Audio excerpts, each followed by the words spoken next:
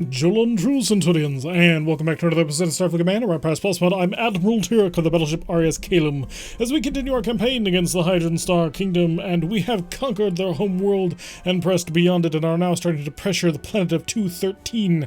The enemy is on the run for sure. However, I think we took a little bit of damage in the last episode, so we're going to swing on by home, just to see if we can say hi, if there's any repairs that need to get done. Oh, actually, no, apparently we did just phenomenally, and there is no reason to fix anything on the ship. So, wonderful. Set out. Oh, unfortunately, we've been grabbed by diplomatic delivery. This was my fear, that if we showed up with a giant battleship, some diplomat was going to get it in his head that he needed to ride in said battleship to go prove a point to somebody. So, red alert and increase speed. Let's get a target of a dreadnought. Ooh, that is a fairly large dreadnought. According to it is a Monarch-class battleship carrier. That is unfortunate on many levels because of the amount of firepower that he's actually bringing to the table. He brings not one, not five, but 20 fighters to the table with a whole bunch of phasers. All of those phasers, I think there's like 2 of them per fighter, so we're dealing with 40 shots from phaser 3s. A bit painful. Did I say 25 or 20? I don't quite remember. Doesn't really matter. So our plasma torpedoes are set to overload as we begin to slowly chug our way on into the location. We're going to buff up the forward shield. It's kind of a moot point. He has hellbores, so it doesn't really matter. And also we're going to be utilizing our cloak to the maximum effect possible. So forward shield to full reinforcement. Let's go check out. Do we want to go any electronic countermeasure? Not just yet.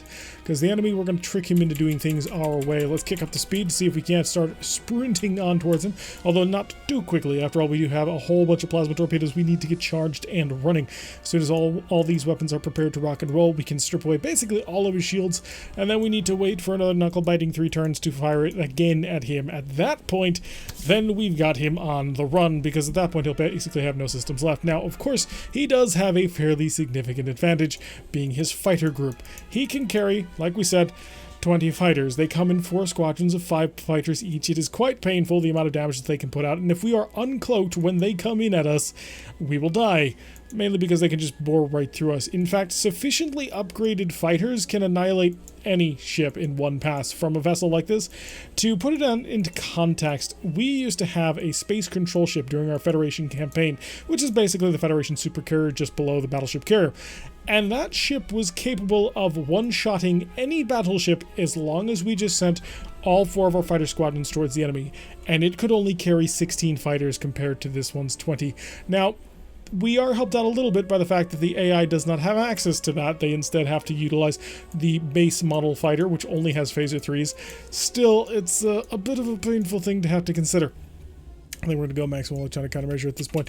Reduce speed just a wee bit, down to a speed of around 20 as we prepare to get on in towards the target. I want to start jamming him to make it a little less likely for him to hit me with his hellbores. He did manage to nail us with one of them. Prepare the plasma torpedo. We don't want to mess up this timing because this timing is going to be crucial. Technically, we don't have to take this battle. We're doing it anyway. Why? Because it's fun. And plasma away and break. So break off. Hopefully he will break in a counter direction, but I can't imagine that he will. He's an aggressive captain who desires victory. I should probably cloak. So probably should have started the cloak immediately as we dive on into it, and he has activated his Wild Weasel shuttle, which the plasma torpedo actually would have made it to him. It wouldn't have been at full power, but it would have been there. So we need to wait, build a little bit of distance, and then come back on in on him. So we'll begin our turn to starboard at this point. The fighters are going to overfly us, but they can't touch us. We know this for a fact. We've tested it on multiple occasions. We are invulnerable to the fighters at this moment. Make sure the phasers are set to overload because we are going to hit him with a train. So he's fired all of his weapon systems at this point. It's time to start popping out of cloak, so that we can start to engage him properly. We need to pop out of cloak, fire plasma torpedoes, and duck back into cloak, all in one fluid motion as soon as we can. We're going to ignore the fighters entirely. 3.5 is enough. All plasma torpedoes away. Duck into cloak. And let's see if we can get underneath before he gains the wherewithal to actually shoot at us. I don't think he will. Oh, just slowly beating down his shield. That was a lot less damage than I was anticipating, not gonna lie. I was kind of hoping that he would be dead, but he's clearly not. So we're going to hang around in cloak for just a little. In fact, I'm going to pull away from him because I want him to waste his weapons fire as long as we're in cloak. We are going to activate a nuclear space mine, which is the most powerful mine that we can possibly get our hands on at this point. We're going to go directly away from him. So just try to build distance from this mine before he hits it. Otherwise, well, it can cause a lot of pain. Please plow the mine. Please plow the mine. You know you want to. You desire it. You crave it. No, he's going to fire everything he had. Oh crap, we decloaked his fighter squadrons. We're coming in. Prepare to fire the firing plasma torpedo. And get it out. There we go, and we're out. So, cloaking once again. He has activated the Wild Weasel just in the nick of time. This will actually give us enough time to sort of escape. So we'll drop another mine, start to build up a little bit of a minefield so that we can duck in between all of the locations. More ineffectual phaser fire coming from the Monarch-class battleship carrier as we slip on away through the protection of our minefield. We, of course, have the nuclear space mine, which deals 50 damage, I believe, and then the normal mines, which deals 10. It is an incredibly annoying tactic, by the way, but what you can do is, if you have sufficient transporters, is just continually drop mines on top of somebody until you run out of transporters. You can deal a ton of damage because I don't believe it's mitigated by your electronic countermeasure, and as long as they're traveling at high enough speed, they're gonna get hit. It's rather painful. Alright, he recalled some of his fighter squadrons home. We're still too close for me to want to feel like I'm safe decloaking just yet, but I do want to start turning in because you'll notice we have most of our plasma torpedoes ready at this point. I think he's fired all of his phases at this point. I'm going to wait to see if this fighter squadron actually has any weapon systems to engage with. It did. And time for us to drop out of cloak as we prepare to turn in on him. So I will have the port side plasma torpedoes engage him across the distance, see if he will react to this. If not, then we'll be able to get quite a bit of work done. A little bit more plasma fire than I kind of originally anticipated. He did not react. Okay. Oh, no, he did. Shoot. Oh, crap. No, we fired quite a bit.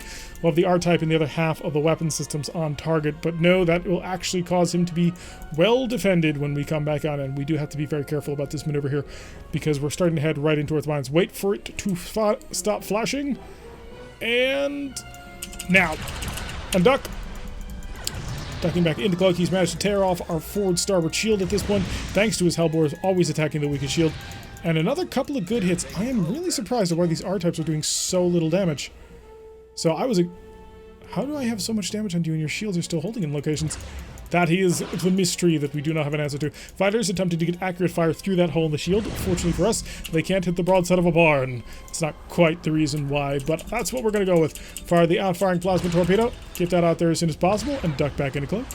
Slowing down a little bit, because I don't need to be incredibly fast, just fast enough. One thing we could do is try and actively hunt down his fighters. We have that capability, but honestly, the fighters are not that much of a nuisance. Drop another mine. We're about to build a nice little wheelie triangle that we can sort of skulk around behind, where the enemy cannot catch us. So I'm going to increase the speed just a little bit so we can continue to charge all systems. It looks like we are charging all the plasma torpedoes, which is lovely. And we're also creating a fair amount of electronic defense going on right now. So our defense shift is of 1. He is not countering at all at the moment. I suppose our little nimbling shots have caused quite a bit of damage to him already. He is trying to cycle around. We're going to have to go in for a repair after this one. But such is life when you're fighting battleships. Luckily for us, he managed to miss that Hellbore shot. But I do kind of need to turn back to starboard if I want to make this shot. And I do, but I don't want to risk the ship too badly. So as much as I would love to be able to just force him away, eventually we are going to be forced into an engagement. I'm just hoping that I can delay that engagement long enough for me to get the rest of my R-type plasma torpedoes on target. That way we can really break him into little tiny pieces. Alright, half of our plasma torpedoes are fully charged at this point, the other half shortly thereafter. That should give us enough power to continue to charge every other weapon system. And apparently we weren't charging the R. That does make a certain amount of sense. So are his fighters drifting through the mines? Nope, they are nimbly avoiding them as best as they can. Tiny little targets, difficult to hit, but you know what? If they hit the mines, they will take damage all the same. Oof, I don't want you that fast behind me. That is basically the nightmare scenario here. So I'm going to mine here, because we've completed the full turn, so now we can slip on behind this whole group of mines. And there is nothing he can do about it, except to give us space. Firing all of his Hellbores. Oh, that may have been... That's our cue, I think. So, prepare the decloak. Wait for the phasers. Yes, we shall wait for his phaser barrage, for it will be quite powerful, I feel. Alright, he's been busy attacking me the whole time, so we're going to drop out of cloak and prepare to fire... Ooh, I don't have an aft-firing pseudo-torpedo at the moment. Oh, I did! Oh, the other side of the ship. That's right. So the starboard side pseudo-torpedoes hadn't fired yet. Let's see if that baits him into any behavior that we can take advantage of. Point defense plasma torpedoes are engaging. It did. Oh, brother. You're dead. You're dead. Or near enough to being dead. You've launched another squadron of fighters, which is a fantastic move on your part, because I've got a duck from them. So I'm going to slip on underneath, wait for the fighters to shoot. He is starting to accelerate, but that's okay. We have time. That is the important thing to keep in mind. We have to have patience for this maneuver. Once we pull it off, he will be annihilated. Just gotta wait for it, don't go too fast. We don't want to get too close to him too quickly. Did you just get launched? You should be able to fire. You know what, you're breaking your distance far enough away from me. Decloak, prepare to engage. So we have a very narrow opportunity. 3, 5, that's it. And recloak. Oh, just cut right through that forward port shield. See what I mean about fighters being incredibly dangerous? Nuclear space mine timed out. There we go. 286 damage to the ship. He has been absolutely mauled, and we are now within phaser strike range. We have lost several of our systems thanks to those fighters, but we took them down. Alrighty, so a successful engagement right there. The enemy target has been defeated by our superior plasma strategy. So let's kick on the speed up here, and we do have some repairs to get done. We have a X-type phaser that requires a little bit of tender love and care after those fighters came in and brutally assaulted it. That actually was a fairly decent timed maneuver on their part. I think they knew that we were waiting for the exact moment when we would strike them in order to hopefully be able to duck back underneath cloak before they could counter-strike. So good on those pilots. They did a great job, but the moment that the mothership was destroyed, their days were over. And I think they knew that. Alright, so now we just need to deliver the diplomat to the planet after having given an excellent demonstration on how you are supposed to run a cloak assault maneuver against a equal, if not slightly more powerful battleship. Oh, crap. Emergency stop. Oh, okay. That was a little bit faster than I wanted to. For some reason, I thought it was bigger than it was. In any event, we managed to survive and not crash into the planet, which is always a plus. We actually have a really cool looking warbird. Oh, I like it a much.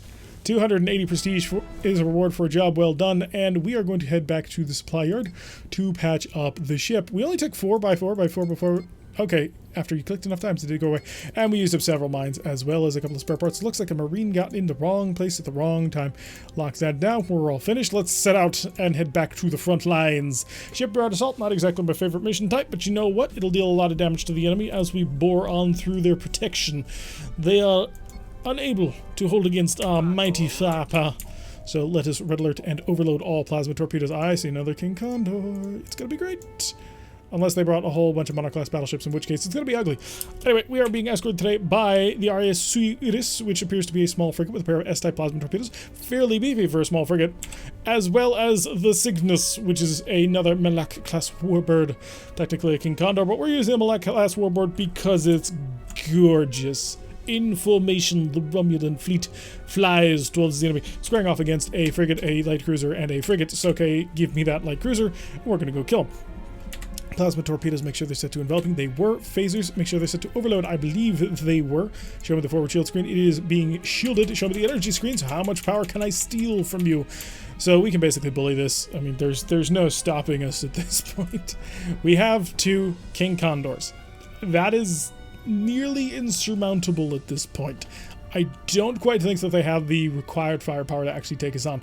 Unless, of course, they are all just massive fighter carriers. And if they brought a sufficient number of fighters, they might be able to do something to us. Like, if they were all, like, packing 8 to 12 fighters, that would make me very concerned. I don't think they are, though, and so my phasers will probably just annihilate them. I see 3, maybe 4 fighters. My D-type plasma torpedoes might be able to take that on their own. So, bouncing a little bit of fire coming from this frigate. I think this frigate recognizes that he has to do something fairly quickly before he actually gets annihilated. So, we are going to use a maneuver that we normally would only use for the Gorn, and it is a plasma anchor. So our plasma torpedoes are about to be prepared. Let's start to slow down a little bit. Point defense phases have engaged. Forward shields have been severely weakened, mainly because I was being a bit cocky. I will admit to that. Hi! Bye-bye! So this is going to kill him. I think, anyway. See, I probably didn't have to do that, but I wanted to make sure. I had to make sure that he was dead. So the Malak-class warbird has fired 2 of his R-type plasma torpedoes, both of them being wasted so far, but we have another follow-up torpedo that I think we'll get through no problem. Next target is one of their frigates. What are you? Oh, the Sweetest. Alright, so we have their little tiny interceptor. He's equipped with a G and an X-type phaser, so not exactly the most powerful vessel ever, and it's down to just him. Okay, cut through his forward shields like a hot knife through butter with all of our advanced phasers. He is going to get to that weakened starboard side of ours, but we can follow up pretty heftily with just a full-on phaser assault. Alright, starboard shields, a little bit badly damaged, but other than that, we managed to cut through that without too much trouble. Time to focus on the Star Docks and rock and or roll. We may want to try and steal the Star Docks. I think we can do it. So here's why I think we can do it. Romulan ships are commanded by idiots. Really, every captain is somewhat of an idiot, but they're going to fire their plasma torpedoes all in one big volley, and those plasma torpedoes will be immediately eaten up by a wild weasel. So at that point, maybe I should just destroy them because of that. Yeah, they're going to get in close range, and they still have 16 phaser axes. So my plan had been, they'll fire all their plasma torpedoes completely wasted. I'll fire my plasma torpedoes, which will... that might work. It might work. Where are you? Get in front of me. Get in front of me. That is the classic Romulan battle cry. You, there, get in front of me. So the little tiny pseudo-frigates are going to get killed on this one. Is this going to be enough? No. No, you're firing from well beyond effective range. There's no way those actually make it to them. They fizzle out well beyond effective range. So firing more plasma torpedoes, but it's not particularly dangerous at the moment. We may as well fire one of these. See if we can't take control of the situation. Where is your... Did you just not launch one? Because I don't see it. Huh. If he doesn't launch one of this, then he's not going to launch one anyway. He's dead. Yeah, just too much firepower for that to be handled. So let's head on to the next one. Which direction are you guys going? They are breaking off, and he is engaging a Stardock that is a distance of 32, which, you know, that's not exactly ideal range for an R-type plasma torpedo. It's not an ideal range for most weapons in this game, unless you're playing Federation, in which case, rock and roll at your maximum range, sir. The Federation photon torpedo is effective after a range of 55, which is just gorgeous. The amount of damage you can deal with it is not immense at that point, if you're only dealing 4 damage per shot, but still, it's the principle of the thing. Hi, I've come to destroy you. So fire the pseudo. Where is your friend? There is your friend. Kill your friend. Your friend no longer exists. Give up. He hasn't given up. We asked for surrender. We didn't get it. Okay, looks like he'll probably take out that last one from a distance. There he goes, taking care of it without any problem in the world. The enemy has been defeated. When you send 2 Malak-class warbirds, or King Condors in this case, against an enemy target, it probably isn't going to last very long. Let's pop on over here, see if we can't stir up a little bit of trouble in the enemy backline. A scouting action? Sure, why not? Let's go see what the enemy has in store for us as we slip behind their lines. Will they actually be able to hold us off? I doubt it. Alert, and it is a Legion? Legio? Something. LGE. A LGE Dreadnought, which I believe is not incredibly powerful, but I may end up eating those words in a fairly painful fashion. Roll of that. Enveloping that. Yeah, I didn't have that set. Good thing we checked. Alright, and just sort of slowboat it. We have time. We're going to actually murderize him instead of actually, you know, save him to actually be scanned and then leave, but who's counting that point? Send in the probe. Let's go find out exactly what he's got. I'm looking at 3 Hellbores. Wow, this is a light dreadnought to be sure. 3 Hellbores, 2 fusion cannons, and he's still on phaser 1s. Buddy, do you have some sort of massive fighter complement to back this up? No. No, he's just got a couple of little fighters. Oh, we've got him dead. I wonder if he realizes just how dead he is. Fire the plasma. Begin your braking maneuver, sir. And up in the cloak, because we have noticed that the enemy can actually hurt us out to extremely long ranges with their long-range weapons. Who would have thought? So, plasma torpedo, he should be crash stopping at any moment. There is his panic reaction. He could not handle the heat. And the fighter's actually engaging the plasma ball, which is a bit unfortunate, actually, because I don't want them to be doing things like that. That causes them to sort of mess up their timing on when they're actually going to finally engage me. And that becomes very unpleasant very quickly, because that suddenly a fighter group shows up and does maximum damage to me, and that's never pleasant. But we're not here to play at that game. Alright, so he's starting to climb in speed quite rapidly. So please get here. I gotta engage like right now. I've missed my opportunity, but I'm ducking underneath the fighter. Decloak, plasma torpedoes. Alright, still was under cloak, and give him everything. Alright, so that's a fairly decent amount of damage in plasma form heading right for him. And how's he going to react to it? By losing all of his shields and taking 134 damage. Oh, I am so tempted to go guns a-blazing on this guy. course, I don't actually know what systems he has left, and I won't know until much closer. You know, we're going to be aggressive. We're going to press the attack. Phasers, make sure they're set to overload and engage at point-blank range. Oh, the damage. The damage is supreme. How will he respond?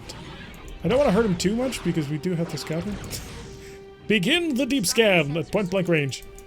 So, give me his scanning information. I think we're close enough to actually get enough actual data. Please? Science officer, I require you to actually do your job. There we go. We scanned it. I mean, we were asked to do a scouting mission. We scanned the target, and then we were engaged. What can we say? I mean, you didn't say to leave it intact. So now that we've eliminated the enemy, and also gotten a little bit of information on them, 320 prestige for a job well done. And that's going to do it for today's episode, folks. I've been Tarek. If you like what you've been seeing, hit that like button and subscribe before I see a notification every time I post one of these videos. Press that little bell icon, leave a comment, share the video, and join us for the Twitch streams on Wednesdays and Saturdays at 5 o'clock as we play through Rogue Tech, Apollo's Vipers, a clan campaign in the Battletech universe. I think you might enjoy it, and I will see you all in the next episode.